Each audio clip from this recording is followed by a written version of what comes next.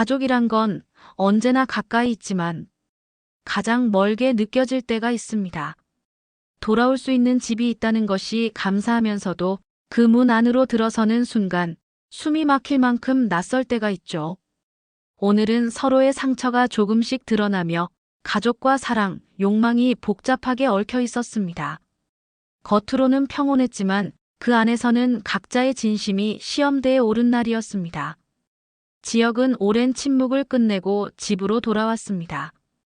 연락도 끊고 흔적조차 남기지 않았던 그가 아무 예고 없이 문을 열고 들어섰을 때 집안의 공기는 일순간 정지한 듯 했습니다. 오랜 기다림 끝에 아들을 마주한 어머니 다정은 손끝을 떨며 그를 바라보았습니다. 그녀는 조용히 말했습니다. 무사히 돌아와 준 게 중요하지. 그 말은 짧았지만 그 안에는 세월의 기다림과 용서가 담겨 있었습니다. 다정은 아들이 어떤 이유로 떠났는지 묻지 않았습니다. 그녀는 그저 돌아왔다는 사실 하나만으로 충분했습니다. 지역은 그 말을 듣고 잠시 고개를 숙였습니다. 돌아와도 될까? 그의 눈빛에는 미안함과 안도감이 동시에 번져 있었습니다. 하지만 평화는 오래가지 않았습니다. 퇴근 후 학원까지 들렀던 아버지 이상철이 늦은 시간 집에 들어섰습니다. 그가 거실 문을 여는 순간 서늘한 공기가 스쳤습니다. 눈앞에 마주한 아들의 모습에 상철의 표정은 단번에 굳었습니다. 그는 피곤한 숨을 내쉬며 말했습니다. 누구 맘대로 들어왔냐? 그 말에는 단순한 질책이 아니라 왜 이제야 돌아왔느냐는 서운함이 배어 있었습니다. 지역은 조용히 대답했습니다. 엄마 때문에 왔어요. 짧은 대사였지만 그 속에는 아버지를 향한 원망과 비로 그리고 사랑과 미움이 얽혀 있었습니다. 상철은 아무 말 없이 아들을 바라보다가 작게 한숨을 내쉬었습니다. 그래, 왔으면 됐다. 말은 차가웠지만 그 속에는 그래도 돌아와줘서 다행이다라는 묵묵한 애정이 숨어 있었습니다. 그날 밤 식탁에는 침묵이 내려앉았습니다. 말은 없었지만 그 침묵 안에는 오랜 세월 쌓인 감정들이 부딪히고 있었습니다. 지역은 밥을 먹으며 속으로 중얼거렸습니다. 내가 왜 이렇게 늦게 돌아왔을까?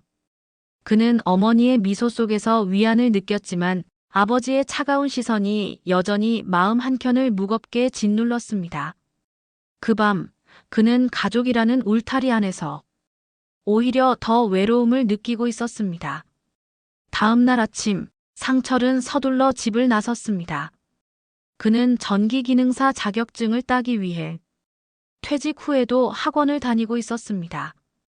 은퇴 후 적지 않은 나이에 다시 공부를 한다는 건 결코 쉬운 일이 아니었습니다. 하지만 그는 자신이 여전히 무언가를 해낼 수 있다는 걸 증명하고 싶었습니다. 강의실의 형광등 불빛 아래에서 그는 낯선 공식과 계산기를 붙잡고 있었습니다. 그러나 머리는 쉽게 따라주지 않았습니다.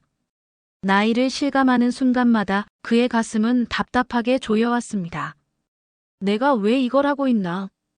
그는 스스로에게 중얼거렸습니다. 그러나 이내 다시 펜을 쥐었습니다. 그에게 공부는 생존의 증명이자 존엄의 의지였습니다. 집으로 돌아온 상철은 지역의 방에 들어가 자료를 찾았습니다. 그때 지역의 냉정한 목소리가 들려왔습니다. 전공도 아닌 자격증을 왜 따요? 의미 있긴 해요. 그 말은 무심했지만 아버지의 노력을 부정하는 듯 들렸습니다. 상철은 잠시 침묵하다가 차가운 목소리로 대답했습니다. 너나 잘해. 그 말은 분노라기보단 자존심의 마지막 방어였습니다. 아버지는 그 짧은 말에 자신의 무력함과 억울함을 함께 삼켰습니다. 그는 방을 나서며 혼잣말처럼 중얼거렸습니다. 아직 모를 거다 살아남는 게 어떤 건지. 그의 뒷모습은 쓸쓸했고 그 손끝은 조용히 떨리고 있었습니다. 밤이 깊었습니다. 상철은 학원 수업을 마치고 돌아오는 길에 편의점 앞 의자에 앉았습니다. 맥주 한 캔을 들고 조용히 하늘을 바라보았습니다. 그의 눈빛에는 가장이라는 이름으로 버텨온 세월의 피로가 배어 있었습니다. 이제는 누구의 아버지도 남편도 아닌 그저 한 사람으로서의 고독이 찾아왔습니다. 그때 은호가 다가왔습니다. 아버님, 여기서 뭐 하세요? 그녀는 밝게 웃으며 그의 옆에 앉았습니다. 이 시간에 혼자 마시면 괜히 생각이 많아지죠. 그 말에 상철은 피식 웃었습니다. 그 생각을 멈출 방법이 없어서 문제야. 은호는 그에게 빨대를 건네며 웃었습니다. 이렇게 마시면 조금 마셔도 많이 마시는 기분 들어요. 그가 웃자 그녀도 따라 웃었습니다. 젊은 사람이 남의 속을 잘 아네. 그 순간 두 사람 사이에 세대의 벽이 허물어졌습니다. 짧은 대화였지만 그 안에는 따뜻한 위로가 있었습니다. 상철은 오랜만에 편안히 웃었습니다. 지혁이 말이야, 요즘 뭐하냐? 그의 질문은 무심했지만 아들의 안부를 묻는 진심이 담겨 있었습니다. 며칠 뒤 은호는 새로운 인테리어 의뢰를 두고 고민에 빠졌습니다. 예산은 턱없이 부족했지만 그녀는 포기할 수 없었습니다. 힘들어도 도와드리죠. 그러나 지역은 냉정했습니다. 자선 사업하냐? 그의 말은 현실적이었지만 은호에게는 냉혹하게 들렸습니다. 사람 마음은 계산으로만 안 움직이잖아요. 그녀의 말에 지역은 잠시 말이 막혔습니다. 그의 냉정함은 사실 상처받기 싫은 마음에서 비롯된 방어였습니다. 감정이 깊어질수록 무너질 자신을 알기에 그는 늘 선을 그었습니다. 그날 밤 지역은 우연히 은호와 성재가 함께 있는 모습을 보았습니다. 두 사람의 웃음소리가 유난히 크게 들렸습니다. 그 순간 그의 마음이 흔들렸습니다. 둘이 무슨 사이야? 그 한마디는 분노가 아니라 질투와 불안의 고백이었습니다. 그는 자신이 이미 은호에게 마음을 빼앗겼다는 사실을 인정하기 싫었습니다. 밤이 깊어지자 지역은 혼자 방 안에 앉아 있었습니다. 내가 너무 유치했나? 그는 스스로를 다그쳤습니다. 은호, 수정, 성재가 함께 웃는 모습을 떠올리며 묘한 고립감을 느꼈습니다. 나는 왜 이렇게 뒤처진 느낌이지? 그는 자신이 만든 벽 안에서 점점 갇혀갔습니다. 다음 날 지역은 조용히 은호에게 인사했습니다. 그동안 고마웠다, 지은호. 그의 말은 담담했지만 이별을 준비하는 사람의 진심이 담겨 있었습니다. 그는 감정을 정리하려 했지만 눈빛에는 여전히 미련이 남아 있었습니다. 은호는 아무 말 없이 그를 바라보았습니다. 그 한순간의 시선이 말보다 더 많은 것을 전하고 있었습니다. 그 시각 고성이는 은호의 카페를 찾았습니다. 그녀는 낮에 꾼 꿈 이야기를 꺼냈습니다. 내가 준 유리공예품이 누가 짓밟은 것처럼 깨졌어. 그녀의 말은 불길했습니다. 겉으론 담담했지만 그녀의 눈빛은 어디에도 머물지 못했습니다. 이건 버리고 다른 선물을 줄게. 그녀의 다정한 말투 속에는 통제하려는 욕망이 스며 있었습니다. 은호는 미소를 지었지만 그 미소 뒤에는 알 수 없는 불안이 피어올랐습니다. 며칠 후 성인은 은호를 데리고 병원으로 향했습니다. VIP 대기실에서 두 사람은 나란히 앉아 있었습니다. 성인은 검사를 기다리며 잠시 눈을 감았습니다. 그녀의 머릿속에 오래전 기억이 떠올랐습니다. 젊은 시절 한 아이의 울음소리, 그리고 그날 이후 멈춰버린 자신의 시간. 그녀는 천천히 눈을 떴습니다. 은호를 바라보는 눈빛엔 복잡한 감정이 얽혀 있었습니다. 이 아이가 내 딸인데 언제까지 모른 척할 수 있을까? 그녀는 마음속으로 되뇌었습니다. 아직은 안 돼. 그녀의 손끝이 떨렸고 숨이 고르게 이어지지 않았습니다. 그녀는 지금까지 지켜온 거짓된 평화가 언제 무너질지 몰라 두려웠습니다. 한편 또 다른 곳에서는 따뜻한 이야기가 펼쳐졌습니다.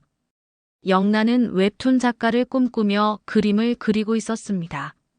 지화는 그런 그녀의 곁에서 조용히 도와주었습니다. 내 그림을 진심으로 봐주는 사람은 처음이야. 영란의 말에 지화는 미소를 지었습니다. 그림도 사람도 진심이 느껴지면 다르죠. 두 사람은 밤늦도록 작업을 이어갔습니다. 창문 밖으로 새어드는 가로등 불빛, 그 속에서 청춘의 설렘이 조용히 피어올랐습니다.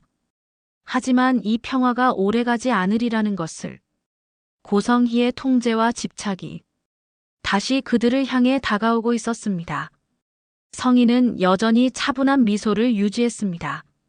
그러나 그 속에는 권력과 통제의 욕망이 숨쉬고 있었습니다. 영란은 내 뜻대로 결혼해야 해. 그녀의 말은 냉정했습니다. 그녀는 겉으로는 품격 있는 사모님이었지만 내면에는 불안한 공허와 죄책감이 자리하고 있었습니다. 그녀는 딸의 전시회를 위해 뒷돈까지 쓰며 완벽한 이미지를 연출하려 했습니다. 그 모든 행동은 사랑이 아닌 두려움에서 비롯된 것이었습니다. 같은 시각 병원에 앉은 고성희는 진료 결과지를 들고 있었습니다. 손끝이 떨렸고 그녀의 눈빛엔 두려움이 번졌습니다. 상철은 시험 결과를 기다리며 불 꺼진 복도에 앉아 있었습니다. 이번엔 붙겠지. 그의 한숨이 조용히 퍼져나갔습니다. 지화는 영란의 그림을 보며 말했습니다. 이건 세상을 바꾸는 그림이에요. 영란은 웃었지만 그 웃음 뒤에는 언제 닥칠지 모를 어머니의 그림자가 드리워져 있었습니다. 가족이란 건 서로를 이해하려는 마음이 있을 때 완성됩니다. 하지만 그 마음을 말로 꺼내는 순간 모든 게 무너질 수도 있습니다. 다정함 뒤에 감춰진 진심은 무엇일까? 17회는 고성희와 은호의 건강검진 장면으로 시작되었어요. 고성희가 은호를 챙기며 정밀검진의 MRI, CT까지를 권하는 모습에서 가족 같은 따뜻함이 느껴졌죠. 단순한 건강 걱정을 넘어 은호를 향한 깊은 애정이 엿보였어요. VIP 대기실의 초침이 유난히 느리게 흘렀습니다. 성희는 담담하게 말했습니다. 요즘은 미리 확인하는 게 좋아. 담백한 문장 뒤에는 말하지 못한 마음이 숨어 있었습니다. 영란의 병력을 떠올리며 혹시라도 하는 두려움, 아무 일 없다는 결과가 나오면 이 진실을 또 얼마나 더 미뤄야 하는지 모르는 죄책감이 교차했습니다. 성희는 손끝을 맞물려 떨림을 눌렀습니다. 검사 잘 받고 올게요. 은호는 짧게 웃으며 고개를 끄덕였습니다. 한편 아침의 목조주택 현장은 마른 나무 냄새로 가득했습니다. 오래된 석가래가 짧게 삐걱이는 소리를 냈고 그 순간 버티던 못이 힘을 놓았습니다. 낙하의 기척이 공기를 가르자 지은호가 먼저 반응했습니다. 생각보다 몸이 앞서는 사람이었습니다. 은호는 이 지역을 세게 밀쳐내며 그 자리를 대신 맞았습니다. 둘의 몸이 스치며 온기가 겹쳤고 은호는 일어나다 거친 나무에 손바닥을 긁히고 말았습니다. 괜찮아요. 소독만 하면 돼요. 은호는 통증을 짧게 삼키며 웃었습니다. 지역은 고개를 제대로 들지 못했습니다. 목까지 올라온 고맙다는 말이 미안함과 얽혀 다시 내려앉았습니다. 손 많이 아파요. 그의 말은 짧았지만 눈빛은 오래 머물렀습니다. 은호가 구급상자를 찾는 동안 지역은 어느새 달아오른 귀끝을 의식하며 스스로에게 물었습니다. 왜 이러지? 마음이 먼저 속도를 낸다는 사실이 그를 어리둥절하게 만들었습니다. 다음 날 출근한 은호는 그제야 알았습니다. 카페 안 작은 사무실이 말없이 비워져 있었습니다. 빈 공간이 생각보다 큰 소리를 냈습니다. 밤샘은 오히려 편하겠네. 입으로는 가볍게 넘겼지만 마음은 그렇게 가볍지 않았습니다. 그런데 밤이 되자 창고 문 앞에서 손이 멈췄습니다. 새 잠금 장치가 달려 있었습니다. 딱 봐도 지역의 솜씨였습니다. 지역은 어느 날 작은 상자를 꺼내 건넸습니다. 혹시 몰라서요. 호루라기, 작은 스프레이, 손전등, 보조 배터리. 그는 감정보다 준비물을 먼저 건네는 사람이었습니다. 고마워요. 잘 들고 다닐게요. 은호는 고개를 끄덕이며 웃었습니다. 고마움이 빚으로 바뀌지 않도록 그는 늘 단정한 문장으로 감사를 묶었습니다. 떠나면서 남긴 한 줄의 안전. 말 대신 준비물을 두고 가는 사람의 방식이었습니다. 말없는 배려는 오해를 낳고 동시에 오해를 늦춥니다. 은호는 그 상반된 감정을 그대로 아는 채 다시 일을 이어갔습니다. 카페에서는 작은 사건들이 이어졌습니다. 며칠 전 강도 일을 뒤늦게 들은 성재가 말했습니다. 앞으론 야근이면 꼭 연락해요. 안 그러면 내가 먼저 전화할 거예요. 박성재는 야근이 잦은 은호를 집 앞까지 데려다 주었습니다. 문 앞까지 들어가요. 불 켜지는 거 보고 갈게요. 그는 과하지 않으면서 정확한 배려를 아는 사람이었습니다. 엄마 정순이가 물었습니다. 저 사람 누구야? 너 연애하냐? 아니야. 사람 좋은 동료야. 순이는 잠시 뜸을 들이더니 통장을 내밀었습니다. 차 하나 사. 밤늦게 다니는 건 위험해. 엄마, 그건 안 받아. 나 스스로 할게. 은호는 단호했습니다. 예전에 빚을 갚고 가게를 일으켜 드렸을 때처럼 이번에도 호의를 빚으로 바꾸지 않겠다는 결심이 분명했습니다. 지역과 성재 사이의 공기는 얇게 얼어붙었습니다. 성재가 말했습니다. 10시 넘으면 제가 먼저 전화할게요. 꼭 받아요. 지역은 표정만 굳혔습니다. 말 대신 시선으로 시작된 신경전은 곧 행동으로 번졌습니다. 성재가 귀가를 막겠다 나서자 지역이 먼저 말을 꺼냈습니다. 그날 은호 씨가 나 때문에 다쳤잖아요. 이제 같이 갑시다. 내가 데려다 줄게요. 허락은 받았어요? 성재가 맞받았습니다. 지역은 더 묻지 않았습니다. 그대로 은호의 짐을 들어 차 문을 열어주었습니다. 카풀은 내가 할게요. 빚지는 거 싫어해요. 말은 단호했지만 그 말 안쪽에는 책임과 마음이 함께 실려 있었습니다. 은호는 잠시 당황했지만 그날의 결심이 예전과 다르다는 사실만은 또렷이 느꼈습니다. 낮 시간 공사 설득과 작업이 이어졌습니다. 낮은 견적만 고집하던 의뢰인이 마침내 마음을 바꿨습니다. 공정의 위험과 결과의 품질, 팀의 존엄까지 차근차근 설명한 끝이었습니다. 제값을 다 받는 계약서가 도장을 찍었습니다. 건물을 나서던 은호는 도로 건너편의 지역을 발견했습니다. 신호가 바뀌자 파일을 높이 들고 달려가며 외쳤습니다. 대표님. 한 단어의 직함 이상의 신뢰가 실렸습니다. 뜻밖의 호명에 지역의 심장이 크게 움직였습니다. 그때 클락션 소리가 두 사람의 발목을 묶었고 지역은 반사적으로 은호를 감싸 인도로 옮겼습니다. 거길 왜 뛰어와요? 엄청 중요한 일인 줄 알았죠. 횡설수설이 마음을 대신했습니다.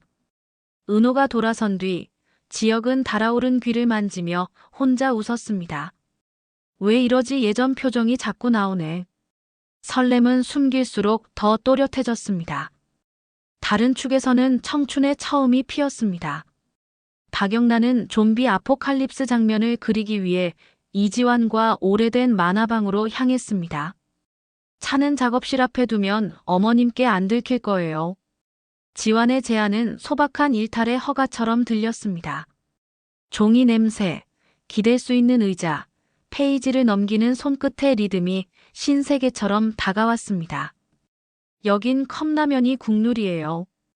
지환이 건네자 영나가 웃었습니다. 이것도 처음이네.